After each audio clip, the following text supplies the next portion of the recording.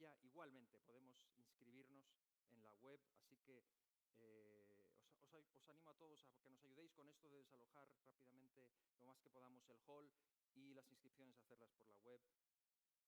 Amén. Y vamos a leer en la palabra del Señor en esta mañana. Soy consciente de que el tiempo ha pasado. Son cosas que necesitamos decir y para que todos sepan y que tienen que ver con nuestras actividades.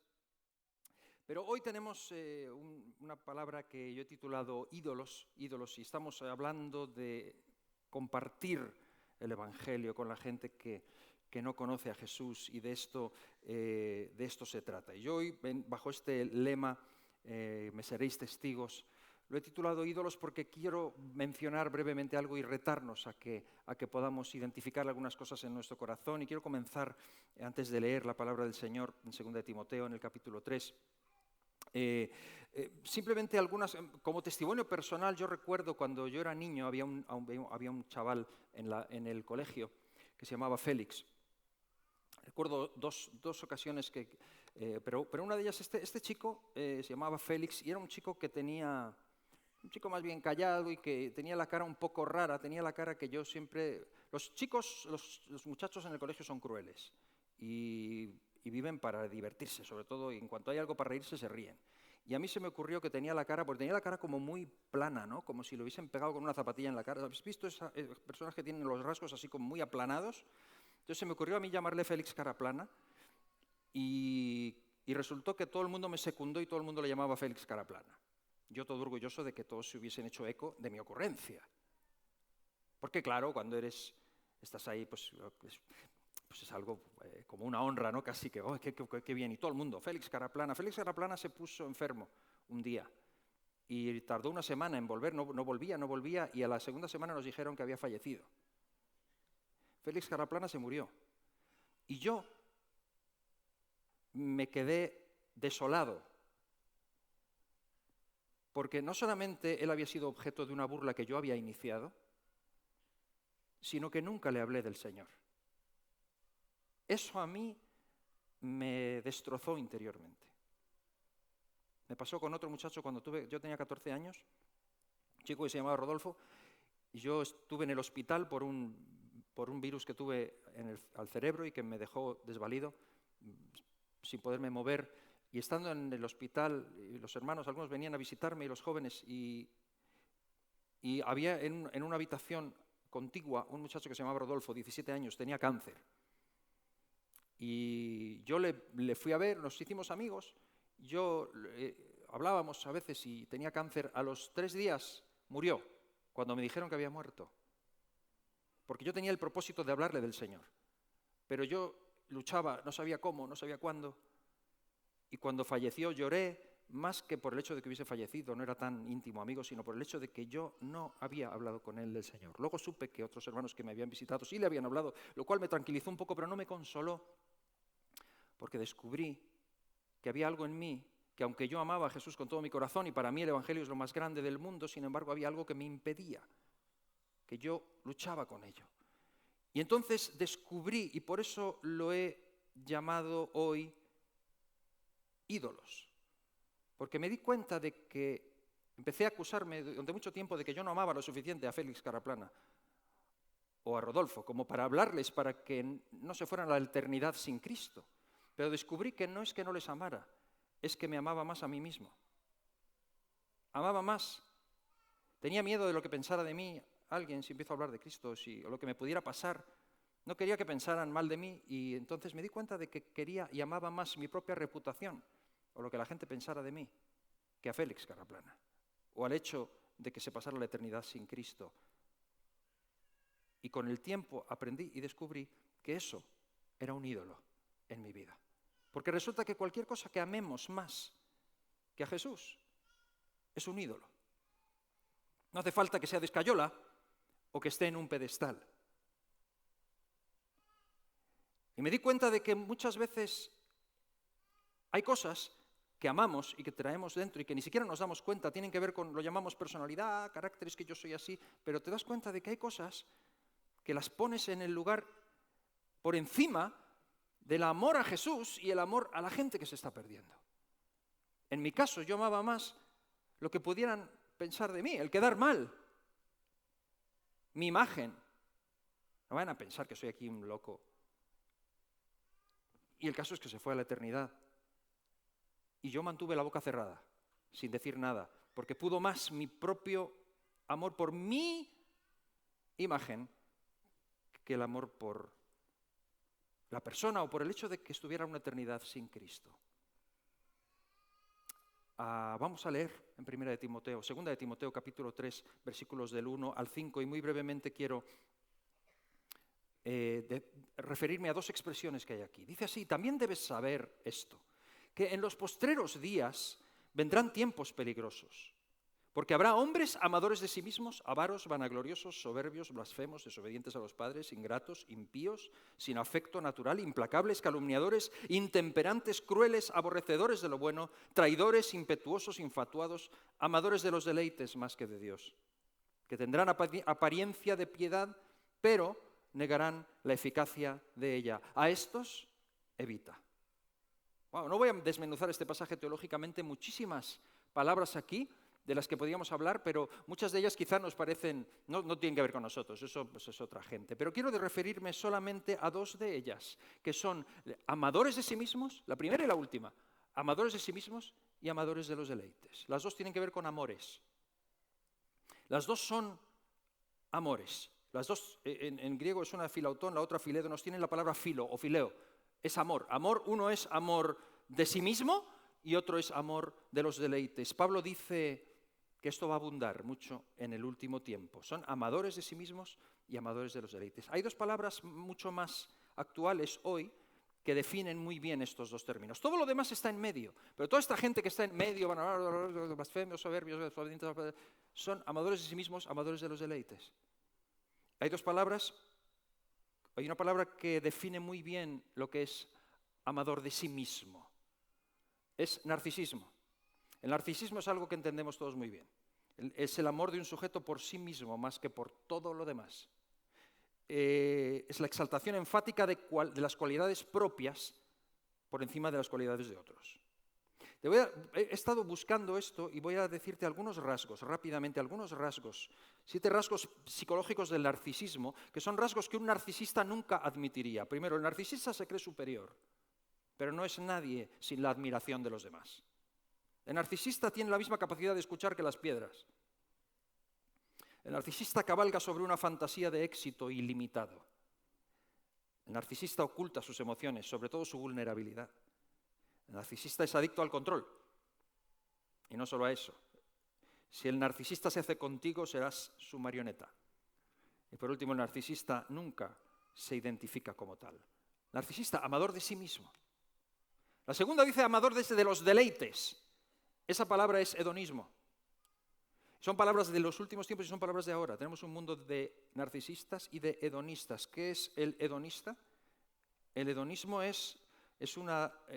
arranca en la vieja Grecia como una doctrina ética, pero que identifica el bien con el placer. La búsqueda del placer a ultranza.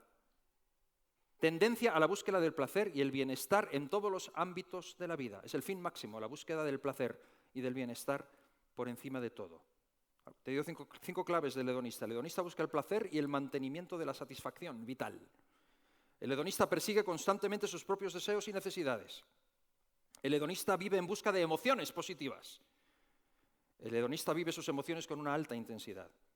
El hedonista tiene su mirada centrada en el presente o en el futuro a corto plazo. Un par de frases sobre el hedonismo. Epicuro, que es el máximo representante del hedonismo, dice: el placer es el bien primero. Es la ausencia del dolor en el cuerpo y la ausencia de la inquietud en el alma. Eso es lo que hay que buscar. Dice Epicuro, nuestra abundancia no está en lo que tenemos, sino en lo que disfrutamos. Es el hedonismo. Aristipo de Cirene, otro exponente del hedonismo, dice: no puedo querer a ninguna mujer porque al vino que bebo tampoco lo quiero, en cambio lo disfruto. Hedonismo en estado puro. No es un invento de este siglo, es una realidad de este siglo, pero es algo que Pablo ya decía en 2 de Timoteo. En el último tiempo habrá hombres que serán narcisistas y hedonistas, amadores de sí mismos y amadores de los deleites. Y la cuestión es que esto que he dicho define muy bien, hay dos cosas, define muy bien las dos ideas. Son amores, ambos son amores en primer lugar. Y segundo, esto no es algo exclusivo de los no creyentes. Es facilísimo que nos suceda esto como creyentes. Muy fácil. Y sucede constantemente. Está presente en nuestras vidas. Porque, de hecho, lo que más me llama la atención del versículo es que dice que, primeramente, amadores de sí mismos y amadores de los deleites, más que de Dios. Porque muchas de estas cosas no son malas. Pero más que de Dios, dice luego que tendrán apariencia de piedad, pero negarán la eficacia de ella. Y luego dice, a estos, evita. Y está hablando a creyentes. Por lo tanto, esto y estas palabras que suenan tan científicas son ídolos. No es otra cosa. Son ídolos en nuestra vida que nos impiden que nuestro mayor amor sea Jesús. ¿Y cómo sucede esto? Pues el proceso es muy sencillo. Venimos a Jesús, nos entregamos al Señor Jesucristo, nos entregamos a Él y amamos a Dios, pero conservamos nuestro ídolo. Y aprendemos a convivir con ello, cosas que traemos, lo llamamos carácter, lo llamamos personalidad. Es cierto en parte, pero en otra parte son ídolos. Y puede ser cualquier cosa, dinero, reputación, familia, pareja, posesiones, poder, carrera, hobbies, vicios, placeres. A veces cosas buenas, pero cuando las elevamos a lo divino, cuando las elevamos al primer lugar, cualquier cosa que ocupa el lugar de Cristo es un ídolo. Y el primer lugar, adivina a quién le corresponde. A Cristo. Y ojo, porque a un ídolo se le sacrifican cosas. Ojo que por este tipo de cosas hacemos unos sacrificios enormes. Aquello que es tu ídolo, haces madrugones, te privas de... haces lo que es, pero es por el ídolo. Ojo cuando sacrificamos cosas por aquello que amamos más. Esa es la realidad. Y esto es muy fácil que suceda, incluso dentro del ámbito de la Iglesia. Y encima estos falsos maestros y falsos predicadores del Evangelio que nos han convencido de que el cristianismo es la realización máxima de todos nuestros sueños. Entonces ya tenemos una mezcolanza impresionante. Y cuando hacemos esto, hermanos, como dice Tico Rice, convertimos al Señor y a la Iglesia. La Iglesia es un restaurante y a Jesús lo convertimos en el divino camarero,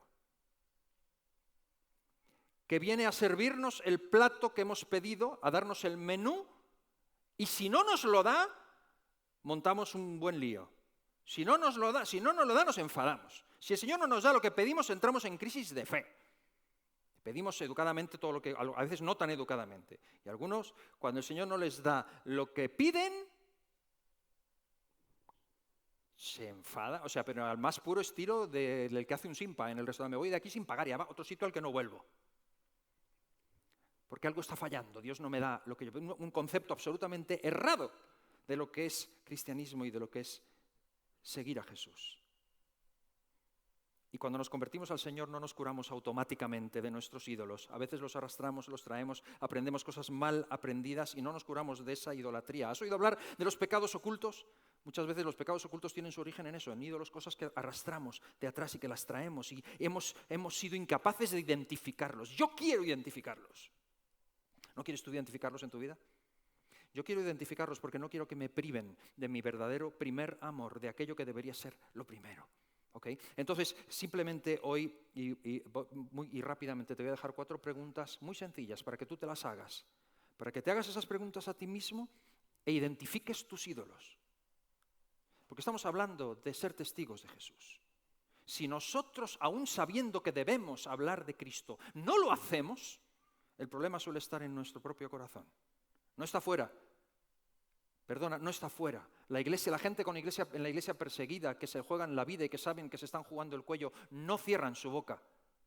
Siguen hablando de Jesús. La oposición puede ser tenaz, pero cuando callamos nuestra boca, el problema está más bien en nosotros.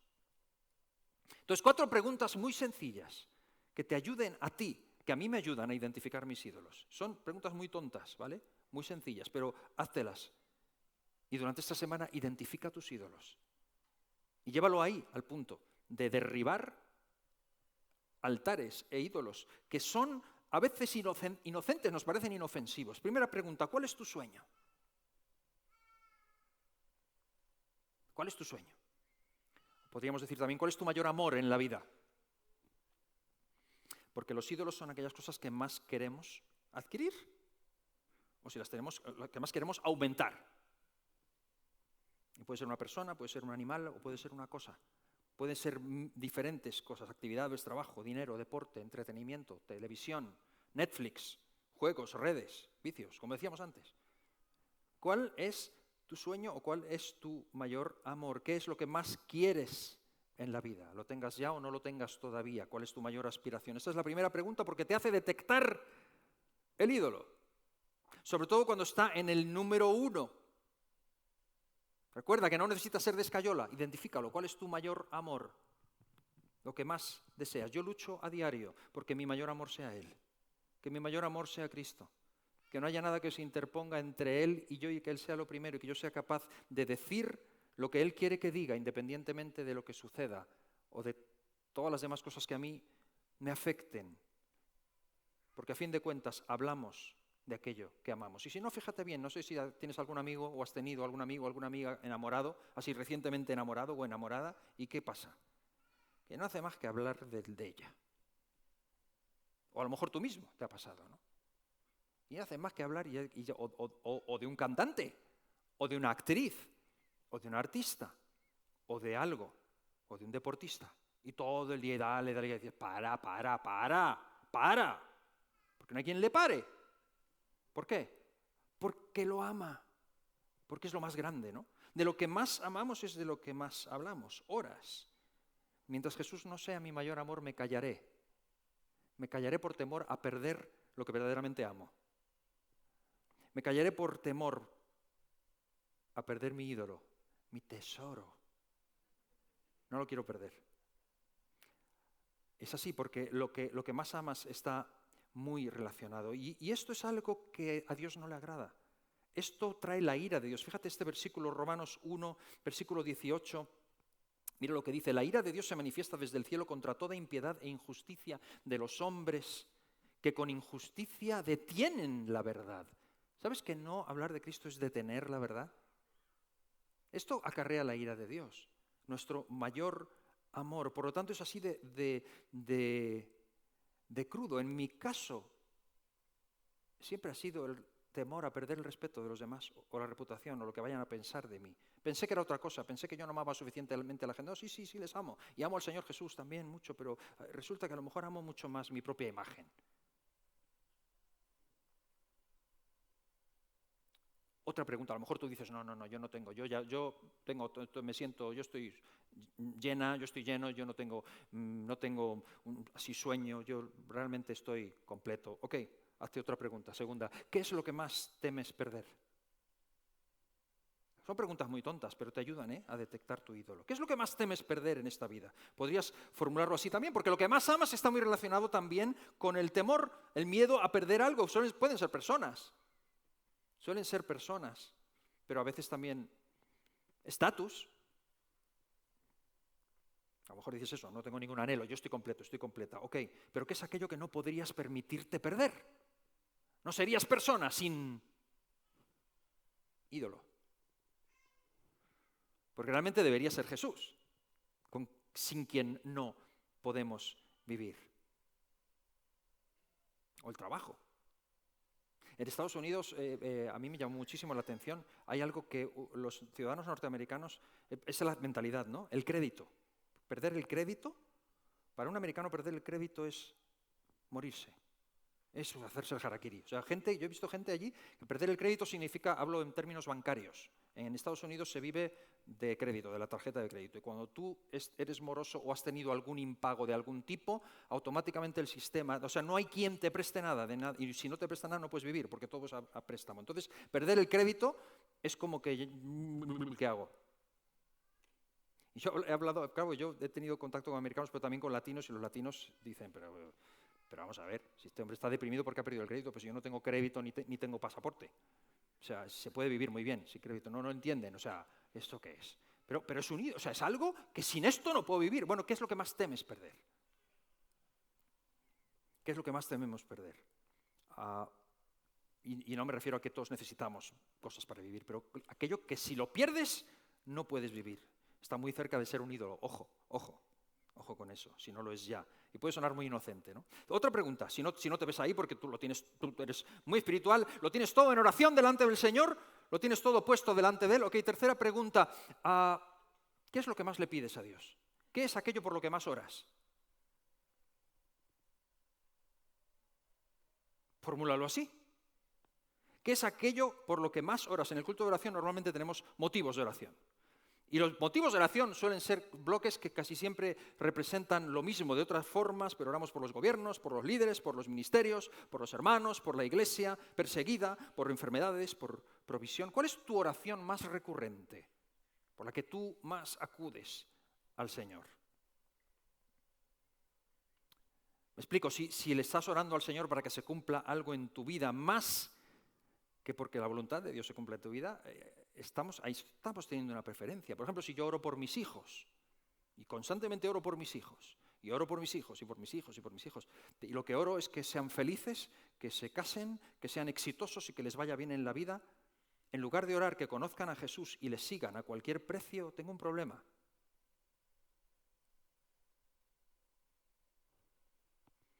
Y son cosas buenas los hijos, y todos queremos que les vaya bien. Pero ¿qué es aquello que más le pides al Señor? Recuerda la oración de Hechos, ¿no? La de los cristianos. Y otra pregunta, la última. ¿Qué necesitarías para servir al Señor? ¿Qué es eso que dices? O sea, a veces decimos, Señor, yo te serviría si tú me dieras... Rellena el espacio, rellénalo tú. Si me dieras... Ponlo tú, es el ídolo. Lo que tú rellenes, porque la verdad es que el reto es servirle ahora, ahí donde estás, con lo que tienes. Y asombrarte, es que solo tengo 5 panes ya, pero asómbrate. Ponlos en la mano de Jesús y asómbrate de lo que Él puede hacer, porque la magia no está en el pan, ni en que sean 5. Es la mano del Maestro. El mejor ejemplo de esto son los 3 amigos de Daniel, que tanto hemos estudiado al principio del año, que dicen, nuestro Dios nos puede librar de tu horno de fuego y nos va a librar, pero si no nos libra, sepas, oh rey, que no nos inclinamos. El peor ejemplo de esto es Jacob, ¿no? Cuando le dice a Dios, Señor, si tú me bendices, si tú me haces que vuelva en paz, si tú me guardas, si haces que después de la que he liado aquí y organizado no me pase nada, yo te serviré. Y hasta los diezmos te voy a dar. Fíjate, fíjate, Señor. En el borde ya de la locura, mi oferta es esta, Padre. Hasta los diezmos. ¿Qué necesitas para servir al Señor?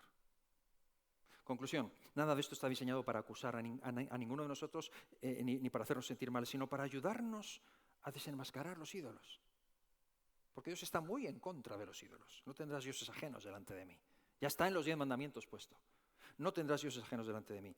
Gedeón, cuando después de servir al Señor y liberar al pueblo, organizó un rollo de idolatría que le hizo acabar mal y que desvió al pueblo en pos de los Baales. Y esto nos revela 2 cosas. Todo tiene que ver con el amor. Es un tema de amor. Es un tema de amores. El ídolo no va a ser una estampita así y tal, porque a veces nos escandalizamos con cierto tipo de cosas y tal, imágenes, no sé qué, pero el ídolo es algo muy, muy dentro de nosotros. Tiene que ver con el amor. El amor por Jesús, cuanto más amas a Jesús, más cambia tu evangelismo, ¿no? Y luego lo otro es eso, que nada de estos amores son cosas malas, se camuflan tremendamente. No es a veces nada de malo, la salud, los hijos, son cosas buenas. El problema es cuando ocupan el lugar que debe ocupar Jesús. Ese es el problema de Éfeso. La iglesia de Éfeso, eres una gran iglesia, tienes cosas, tienes grandes esfuerzos, has hecho mucho trabajo, yo conozco tus obras, pero tengo contra ti que has dejado tu primer amor. El primer amor lo has perdido. Entonces, arrepiéntete y vuelve. Regresa al lugar del que has caído. Vuelve. No vaya a ser que otro tome tu candelero. Es decir, hermanos, lo que decíamos al principio, si aún teniéndolo claro en nuestra cabeza que hay que hablar de Jesucristo, si aún así todavía no lo hacemos, Algo hay en nosotros mismos, algo hay en nuestro corazón, y esto es muy importante. Podemos hablar de escatología, podemos saber mucho de profecía, podemos tener toda la escuela bíblica hecha, todos los graduados y hasta los mejores premios. Podemos hablar del amor de Dios y podemos saber distinguir y podemos tener una postura clarísima en cuanto a los últimos tiempos y tener más razón que nadie, si aún así no hablamos de Cristo. Podemos ser capaces de hablar de oración, pero incapaces de decirle a la gente lo que necesitan para ser salvos porque tememos perder otro tipo de cosa. Ese es un mensaje para la Iglesia, para nosotros. Y tiene que ver con nuestros propios ídolos. Así que reconocer estos ídolos puede ser doloroso, puede ser vergonzoso, puede costarnos, pero es liberador, muy liberador. Es muy liberador. De hecho, yo ayer estaba orando y estaba pensando, Señor, a lo mejor la liberación que yo espero en mi propia vida, porque recuerda que ninguno de nosotros por ser cristianos estamos ya rayando la perfección. Somos como la luz de la aurora que va en aumento de luz hasta que el día es perfecto y solo será perfecto cuando estemos con Él. Por lo tanto, mientras tanto estamos en este camino ascendente, espero. Yo decía, Señor, la liberación de cosas en mi propio corazón que espero, quizá pase simplemente por esto. Quizá solo tenga que ver con esto. Una manifestación más grande de tu gloria en mi vida, en nuestras vidas, pase por derribar Baales que ni siquiera sabemos que son Baales. ¡Qué tesoro es la Iglesia! ¡Qué tesoro es la Iglesia y que mi hermano pueda mirarme y decir, hey, ¿eso que tienes ahí qué es? Porque ni siquiera lo he visto. Lo he tapado y lo he traído y lo traigo ahí oculto y no, yo es que soy así. Es que mi padre era así. Es que mi abuelo era así. Es de familia. No es de familia, hermano. Es un Baal. Puede que sea de familia, pero es un Baal. Hay que tirarlo, ¿no? Yo quiero detectar mis ídolos. Os dejo estos versículos del Salmo 139 y oramos. Salmo 139, versículos 23 y 24. Examíname, oh Dios, y conoce mi corazón. Pruébame y conoce mis pensamientos. Ve si hay en mí camino de perversidad y guíame por el camino eterno. Podemos orar esto. Podemos orar esto en esta semana y traerlo delante del Señor y decir, Señor, examina mi corazón. Yo de verdad pensé que no amaba suficientemente a los perdidos. Resulta que lo que pasaba es que me amo demasiado a mí mismo. Resulta que es un problema que tengo yo, y si pudiera volver atrás, a aquel día y aquel momento, y supiera lo que sé hoy, oraría y le diría al Señor, Señor, dame poder, dame valor, dame sabiduría, para que mi identidad no esté en la reputación o en lo que piensen de mí, sino que mi identidad esté en ti. Y que no me importe nada más que agradarte a ti. Y sé que el Señor me daría la fuerza para hacer lo que tengo que hacer. Sé que el Señor te da la fuerza para hacer lo que tienes que hacer. Sé que el Señor nos da la fuerza para hacer lo que tenemos que hacer como iglesia. Y sé que hay una parte que es una oración al Señor y decir, examina mi corazón y movernos a derribar cosas, altares dentro de nosotros. Necesitamos pedirle al Espíritu Santo que haga su obra en nuestros corazones. Si queremos hablar de Cristo, tenemos que amar a Cristo, lo primero, que sea nuestro primer amor en nuestro corazón, para que amemos a Él cada día más y desplacemos de nuestro corazón a todo aquello que ocupa su lugar. Y entonces hablaremos de lo que más amamos, hablaremos de Cristo, hablaremos de Él. ¿Amén? ¿Podemos ponernos en pie? He tratado de ser riguroso con el tiempo y dejar en vuestro corazón esta idea y este mensaje. Pido a los jóvenes que suban y vamos a tomar unos minutos para orar. Pablo dice, en el último tiempo habrá hedonistas y narcisistas. ¿A quién no le gusta pasar un buen rato? ¿A quién no le gustan los deleites? ¿A quién no le gusta que a uno mismo le vaya bien? Porque en Efesios, cuando se habla en Efesios 5 del matrimonio, por ejemplo, ¿no? Se dice de la mujer que el que ama a su esposa, a sí mismo se ama. Y que tenemos que amar al prójimo como a nosotros mismos. Entonces la psicología moderna te dice, te tienes que amar a ti mismo. Te tienes que amar a ti mismo primero para poder amar al prójimo. Y es la filosofía de hoy. Entonces todo se orienta a amarnos a nosotros mismos. Tanto que hemos caído en el hedonismo. Primero yo, luego yo, luego yo. Porque me tengo que amar. Sí. Pero creo que cuando amamos a Jesús por encima de todo es cuando Él nos da. Yo creo que esto tenemos que enfocarlo y tenemos que equilibrarlo.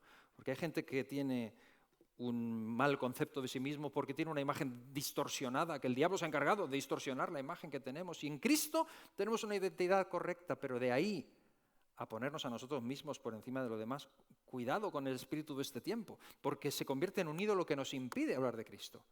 ¿Y el hedonismo? La búsqueda de las emociones fuertes y el placer como bien fundamental.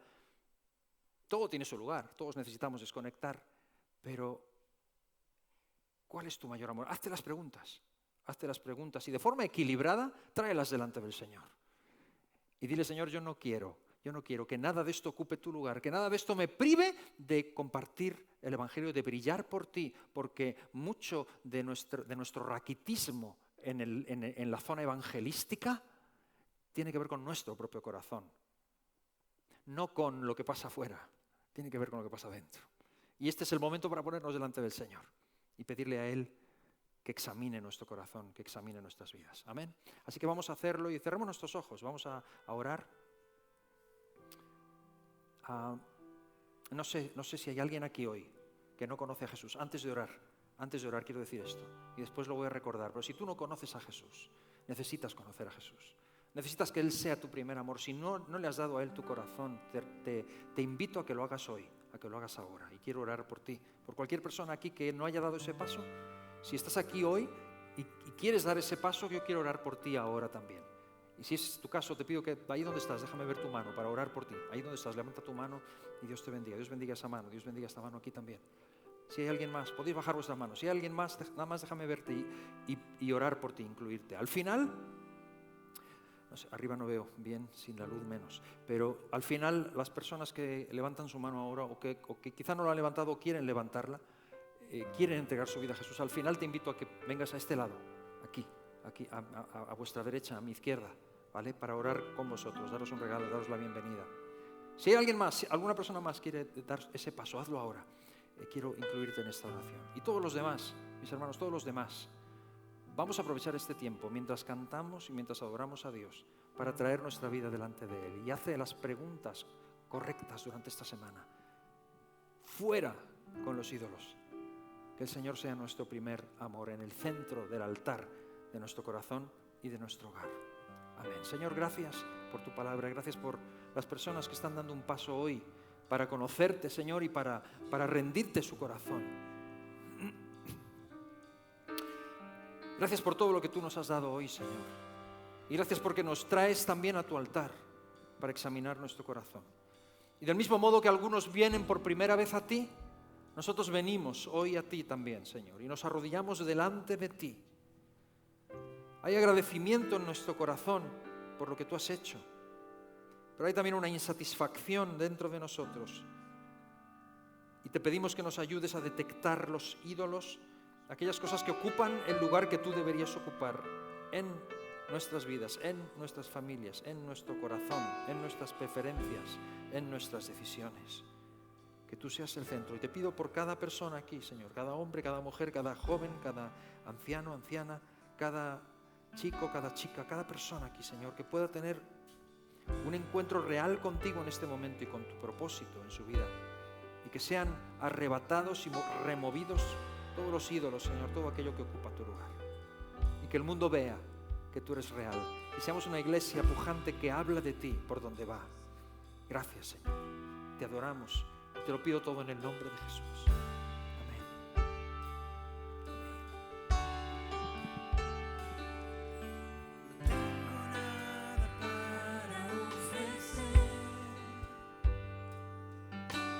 Nada que te pueda sorprender, solo un corazón quebrantado una y otra vez.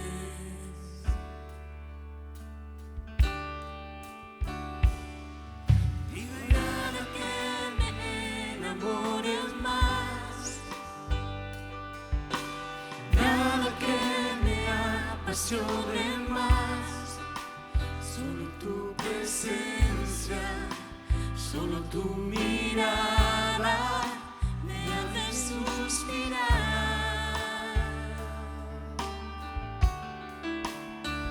Me humillo ante ti, de que perdonas multitud de errores.